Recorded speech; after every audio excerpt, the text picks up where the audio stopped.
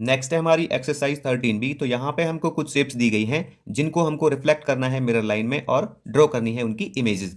तो देखिए इसके क्वेश्चन नंबर 1 में हमको ये शेप दी गई है, तो ये इसकी मिरर लाइन है, तो इसको हम रिफ्लेक्ट कर देते हैं यहाँ पे।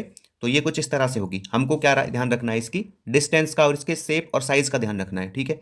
तो ये कुछ इस तरह से होगी, ठीक है। तो यहाँ पे ये बी है तो ये हो जाएगा बी डैश, और ये ए है तो ये रिफ्लेक्ट होने के बाद हो जाएगा ए डैश। क्वेश्चन नंबर 2 में देखते हैं।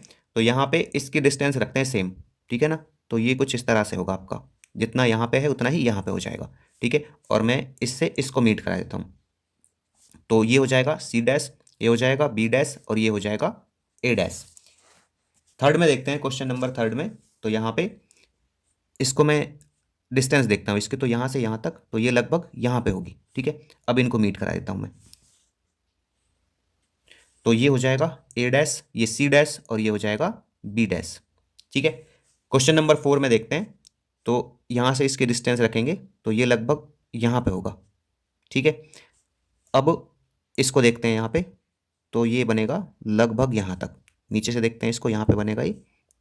और अब इनको मीट करा देते हैं। तो ये इससे मीट कराएंगे और ये इससे मीट कराएंगे, ठीक है। तो ये हो जाएगा सी डैश, ये ए डैश और ये यहाँ पे बी है तो ये हो जाएगा बी डैश। ये यहाँ पे डी है तो ये हो जाएगा इधर डी डैश। ये ई है तो ये हो जाएगा ई डैश। क्वेश्चन नंबर 5 है। तो इसको देखते हैं यहाँ पे, इसकी डिस्टेंस देखते हैं तो ये लगभग इतनी रहेगी, ठीक है ना, क्योंकि रिफ्लेक्शन में हमको शेप, साइज और डिस्टेंस का ध्यान रखना होता है। तो यहाँ पे देखते हैं इसको, ये इतनी हो जाएगी। और इसका पॉइंट रखते हैं यहाँ पे और इनको मीट करा देते हैं, ठीक है। इनको मीट करा देते हैं। तो ये आपका रहेगा पी डैश, ये क्यू है तो ये रहेगा क्यू डैश। ये यहाँ पे आर है तो ये रहेगा आर डैश। ये टी है तो ये रहेगा टी डैश। ये एस है तो ये रहेगा एस डैश। अब इसको देखते हैं यहाँ पे। तो इसकी उतनी ही डिस्टेंस लेते हैं जितनी यहाँ पे है इधर की तरफ, इसकी भी यहीं पे लेते हैं और अब इनको मीट करा देते हैं, ठीक है। अब देखिए ये क्या है आपका के, तो ये हो जाएगा के डैश। ये एल है तो एल डैश। ये एन है तो एन डैश। ये एम है तो एम डैश। क्वेश्चन नंबर 7, 8, 9 देखते हैं। तो इसमें हमको क्या करना है, रिफ्लेक्ट करना है इन डॉटेड लाइंस के अलाउंग। तो यहाँ पे ये आपकी क्या है, ये डॉटेड लाइन है, ठीक है ना, जो हमारी मिरर लाइन कहलाती है। तो इसमें क्या करना है हमको, यहाँ पे ये डब्बे काउंट करने हैं। तो मैं जब इधर से देखूंगा इसको यहाँ से, तो यहाँ से क्या दिखता है आपको, यहाँ से यहाँ तक 1 2 3 डब्बे।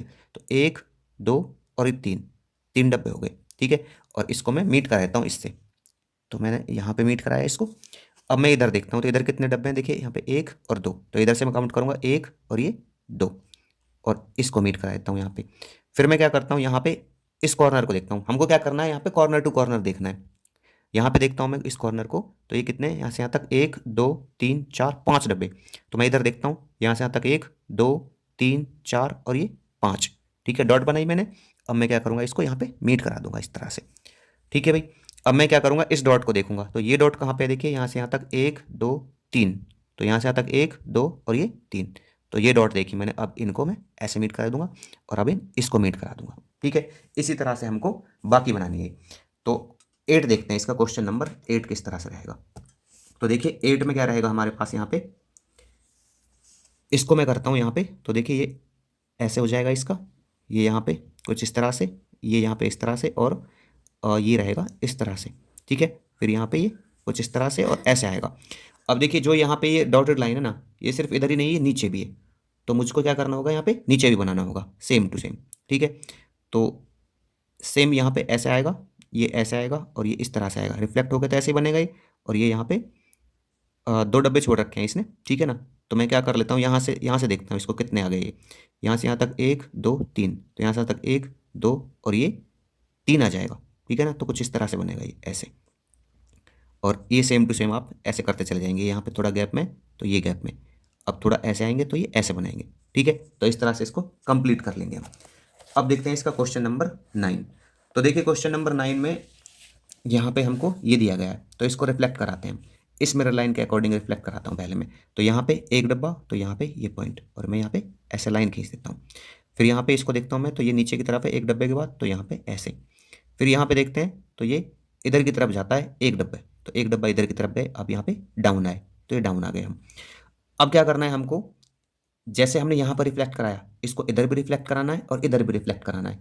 इधर भी रिफ्लेक्ट हो जाएगा फिर ये अपने आप ही, ठीक है। तो मैं यहाँ पे देखता हूँ इसको, तो ये यहाँ पे जब मिरर लाइन रहेगी तो यहाँ पे टच कर रहा है, तो इसका मतलब यहीं से आएगी ये शेप, ठीक है, कुछ ऐसे बनेगा।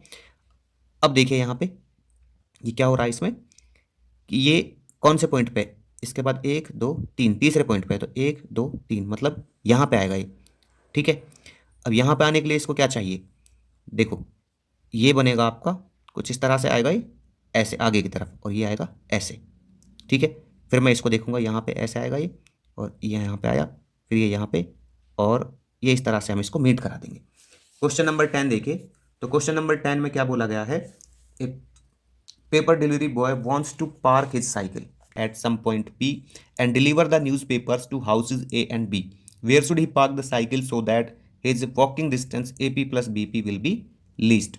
तो यहाँ पे बोला गया है कि एक पेपर डिलीवरी बॉय है जो अपनी साइकिल को पार्क करना चाहता है किसी पॉइंट पी पर, और वो डिलीवर करता है न्यूज़पेपर्स हाउस ए और बी में। तो उसको अपनी साइकिल जो है वो कहाँ पे पार्क करनी चाहिए जिससे कि उसकी जो डिस्टेंस है ना A P plus B P वो सबसे कम रहे।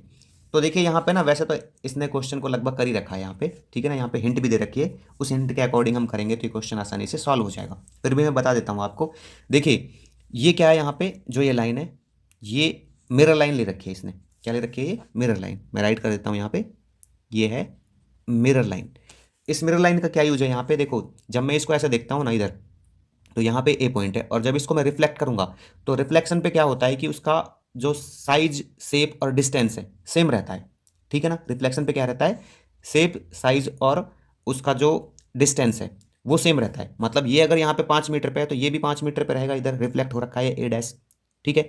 मान लो मैं इसको सी मान लूँ, तो इसका मतलब है कि ए सी और ए डैश सी दोनों की डिस्टेंस सेम रहेगी, ठीक है। अब दोनों की डिस्टेंस सेम रहेगी तो इसको कहाँ कहाँ पे पार्क करने, कहाँ कहाँ पे डिलीवर करने न्यूज़पेपर्स, ए हाउस में और बी हाउस में। तो रिफ्लेक्शन पे यहाँ पे हाउस बनेगा आपका, ठीक है ना, रिफ्लेक्शन पे यहाँ पे हाउस बन रहा है, तो मतलब यहाँ भी पार्क कर सकता है वो। तो डिस्टेंस बराबर रहेगी, तो इसलिए जो वो साइकिल है ना वो पी पॉइंट पे ही पार्क करेगा। किस पे पार्क करेगा, पी पॉइंट पे, क्योंकि जब भी उसको यहाँ पे जाना था तो जितनी यहाँ से डिस्टेंस बनेगी उसकी उतनी ही तो यहाँ से बनेगी, ठीक है ना, जब वो ऐसे चलेगा। तो इसलिए जो A P plus B P के डिस्टेंस कवर करेगा, तो उसको जो अपनी साइकिल है वो पी पॉइंट पे ही क्या करनी चाहिए, पार्क करनी चाहिए, ठीक है ना, जिससे कि सबसे कम डिस्टेंस उसको यहाँ पे पड़ेगी A P plus B P में।